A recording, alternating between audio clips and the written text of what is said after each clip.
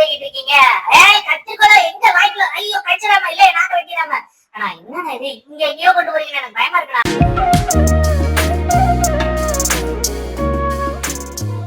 வணக்கம் நண்பர்களே, இவர் பேர் தான் ப்ரௌனி. இந்த ஷிட்ஸு பாத்தீங்கன்னா நம்ம இடத்துக்கு கூட்டிட்டு வந்திருந்தாங்க. ஸோ இப்போ வந்து இவருக்கு வந்து ஷார்ட் கட் பண்ணி நீட்டா ஹேர் இது ஃபேஸ் எல்லாத்தையும் கிளீன் பண்ணி கொடுக்க போறோம்.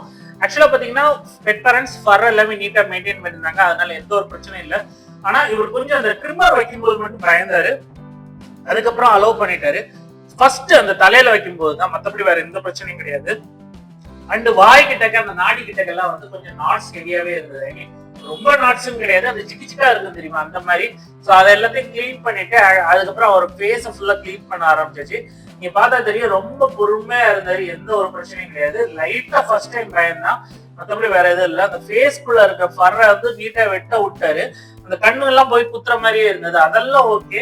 பட் என்னன்னா அந்த வாய் கிட்டக்கு வந்து அந்த எச்சா அடிச்சு ஒரு மாதிரி பிசு பிசுன்னு இருந்தது. அந்த பறை வந்து நம்ம லைட்டா கட் பண்ணி எடுத்துட்டா நல்லது. ஸோ அதனால வந்து நான் அந்த இடத்த கட் பண்ண போகும்போது மட்டும் கொஞ்சம் அன்ஈஸியா ஃபீல் பண்ணாரு.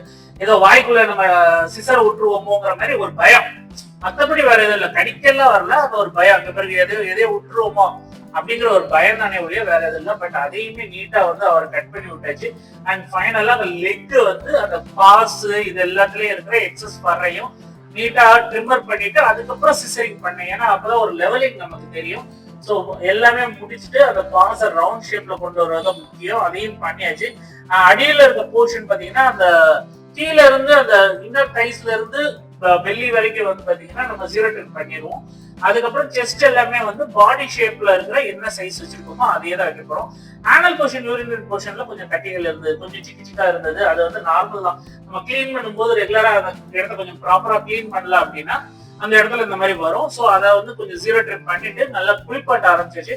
இவர் வந்து தண்ணியை பொறுத்த வரைக்கும் எந்த பிரச்சனையும் கிடையாது. தண்ணி பட்டுச்சுன்னா பேசாம நின்றுகிட்டே இருந்தாரு. எவ்வளவு நேரம்னாலும் நீ தண்ணி ஊத்து, நான் வார்டு நின்றுகிட்டு இருக்கேன் அப்படிங்கிற மாதிரி. அண்ட் ஃபைனலா நல்ல கண்டிஷனர்டு ஷாம்பு, அதுவும் எங்க க்ரூமர்ஸ்க்கான ஷாம்பு தான் யூஸ் பண்றேன். ஷாம்புலாம் யூஸ் பண்ணி நல்லா தேய்ச்சி விட்டு நல்லா குளிப்பாட்டி கொஞ்ச நேரம் கண்டிஷனர் போட்டு ஊறவே வச்சுட்டேன் சேர. அப்பதான் வந்து கொஞ்சம் அந்த எஃபெக்ட் நல்லா இருக்கும். நீங்க எல்லாம் கண்டிஷனர் போடுறீங்க இல்ல இந்த ஷாம்பு வித் கண்டிஷனர் எல்லாம் போடுறீங்கன்னா ஷாம்பு போட்ட உடனே வந்து நம்ம உடனே வாஷ் அவுட் பண்ணக்கூடாது. ஒரு ஜஸ்ட் ஒரு 1 மினிட் விட்டுருங்க, அதுக்கப்புறம் நல்லா வாஷ் அவுட் பண்ணிட்டீங்கன்னா அதனுடைய எஃபெக்ட் நல்லா இருக்கும்.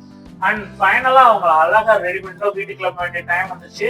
So bye bye. இந்த வீடியோ உங்களுக்கு பிடிச்சிருந்தா லைக், ஷேர் அண்ட் சப்ஸ்கிரைப். நம்ம அடுத்த பாய்.